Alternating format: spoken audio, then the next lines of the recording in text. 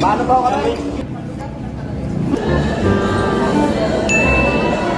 The speaker is the friend of all, the state woman for all seasons. For us, she doesn't need a kilometric introduction, but to give her due justice because of her most invaluable presence for today's auspicious graduation. Attorney Leni Robredo was the 14th Vice President of the Philippines, serving from 2016 to 2022.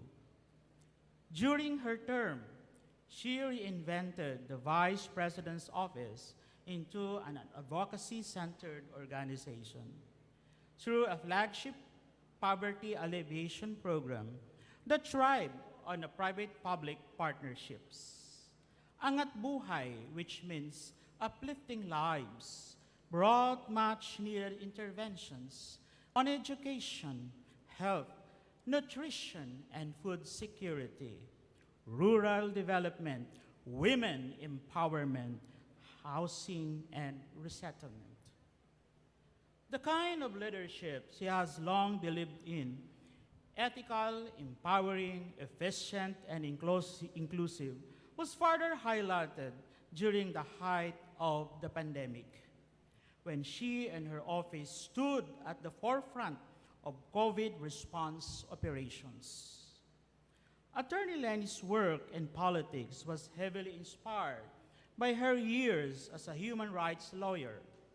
After serving in government, she set up the nonprofit Angat Pinas Incorporated, which now carries the Angat Buhay program. It strives to empower volunteers across the country in the collective mission to uplift the Filipino lives. She has also been sharing her insights and experiences with academic institutions, think tanks, and different organizations in the Philippines and overseas. For fall term 2022, she joined the Harvard community as one of its Kennedy School's Hauser leaders, where she provided perspective, particularly on the impact of disinformation and influence operations in the Philippines. Ladies and gentlemen, our beloved Attorney Leni Maria Leonor Herona Robredo.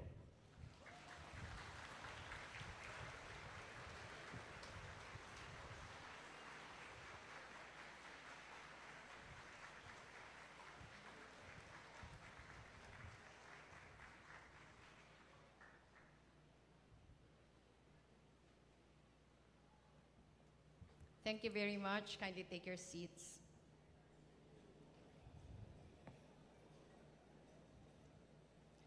Dr. Alex Navarosa, University President. Dr. Jake Laguador, Vice President for Academic Affairs. Engineer Annalyn Madrid, VP for Administration and Finance. Dr. Ana Cristina Ursua, Dean of the College of Education. Dr. Apollonia Sebelio, Dean of the College of Arts and Sciences. Ma'am Rochelle Oliciano, College Register. Director Romel Serrano, Regional Director of the Department of Science and Technology, Region 5. Architect Clifford Paranyal is not here with us. The other members of the Board of Trustees, teachers, members of the administrative staff, parents, graduates, maray na hapon sa Indogabos.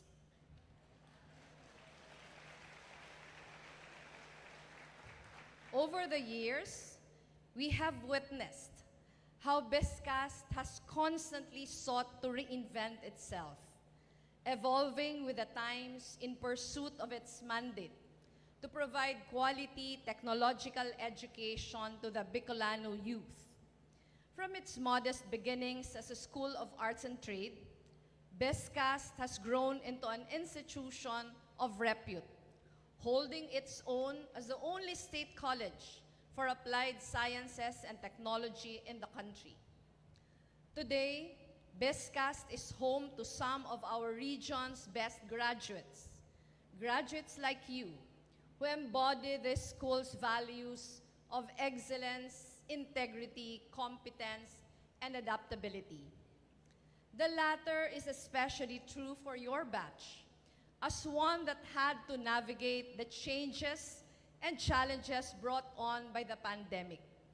You learned, unlearned, and relearned things on the go, all while exemplifying grit and determination amidst some of the most formative but unpredictable years of your lives. You emerged from the trials equipped not only with the skills and expertise of your chosen fields, but also with the fortitude to cope with change and effect it yourselves if necessary. Bilib ako sa Indo, batch 2023. Bilib ako sa pag-igot asin pagdesider nindong makatapos, dawa dakul kamong kadipisilan asin kaulangan na kinaipuhan lampasan. So congratulations sa Indogabos.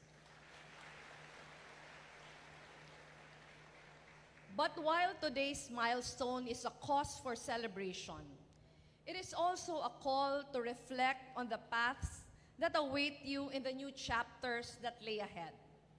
After spending years honing your craft, forming meaningful relationships and networks of collaboration, and learning the technical aspects of your fields of study, you now arrive at crossroads. You ask yourselves questions about the future and what it holds for you. Ano na ang sunod? Sa ina ako maduman. Paano ko pupunan ang bagong parteng ini kang buhay ko? I do not claim to know all the answers to these questions. What I can offer you, however, is the benefit of hindsight. And if you will allow me, I would like to share with you some of the things I learned along the way, which have inspired me, given me courage, and kept me grounded to this day. Inot sa gabos. In times of doubt and great anxieties, anchor yourselves on today's commencement theme. I find that it perfectly encapsulates your journey and serves as a powerful reminder of what you must keep doing as you go through life. Celebrate perseverance, embrace change, shift perspectives. There will come a point in your life when you will feel stuck and unmoving, as if you've made no progress despite working hard and earnestly. When that happens, remember to take a deep breath and look back on all you have accomplished, big and small. Recalibrate yourselves. See if there's an opportunity for change. Seize it, make the most of it, and use it to gain fresh perspective. Pandua. Do not allow yourselves to fall into apathy. Your Biscast education has instilled in you a sense of responsibility towards your communities. Heed it. Often, we would rather focus on things that affect us the most, like earning a living, providing for our families, perhaps even getting started on our career goals. We each have our own stories, our own struggles, our own priorities. There is nothing wrong with choosing what you believe to be the more practical, more actionable, and more feasible path for yourselves and your loved ones. Pero yaon man ako digdi para pagirumdumun kamo. Being of service to others does not mean having to give up on your individual pursuits. It doesn't always have to be grand gestures. Service to others can also mean doing good every day, honest work.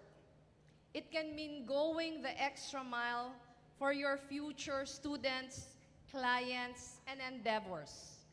It can mean choosing to be part of projects and initiatives that tell important stories. It can mean being mindful of the privileges you've been given, ensuring that you do not take them for granted, and seeking every opportunity to pay it forward in a cycle that uplifts, empowers, and opens doors through which others may follow your example. And digdi mapasalamat ako dahil partner mi ang Biscast. A number of your students have volunteered in many of our initiatives in Naga City. Yaon dyan si Bayan Ko, Teacher Ko program. Yaon si Community Learning Hubs. So thank you to the education students who volunteered in our initiatives. Pantulo, and perhaps the most important of all, know that you are not in this alone. More than 500 of you are graduating and are here before me today to receive your diplomas. You are on your way towards becoming professionals in your own right, pursuing careers in education, in animation, and game development, in entrepreneurship. Joining the workforce opens pathways to meaningful connections. You will meet people with similar passions and ideals who will want to accomplish the same good things you strive for. Reach out to these people. Get to know them. Befriend them. In doing so, you not only lessen your own load, but you also forge lasting bonds that will get you through more than just your day-to-day work. Bonds which will become the building blocks of endeavors you will undertake in the far future, when you finally find yourselves serving your communities in bigger, more impactful ways. You've come a long way, batch 2023. Gabus kamong yaon digdingon yan, proud, gabus kaming yaon digdingon yan. Si administration, mga magurang nindo, faculty, gabus kami proud na mahiling kamong nakasablay, nagmamarcha para sa diplomang haloy nindong hinalat asin pinagpagalan na makoa. I hope you never stop celebrating perseverance, embracing change, and welcoming shifts in perspective. I hope you keep embodying the transformative spirit that has always been Biscast's anchorage throughout its long history as a state college. So congratulations man sa mga magurang nakairibata digdingon yan.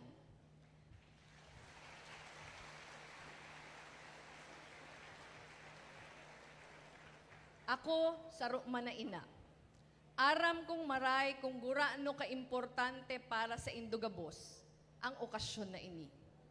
Si grabeng pagalnindo, si aroal down na paghadit, paglaom, asin pagpangaji. Uyan ang unyan, nagbunga na. Nakapagpatapos na kamo.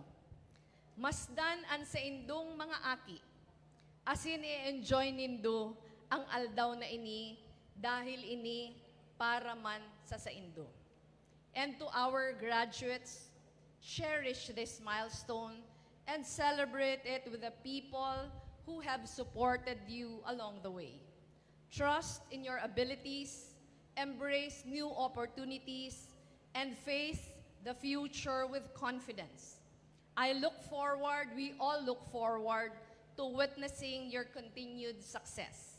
Diyos mabalos, mabuhay kamugabos.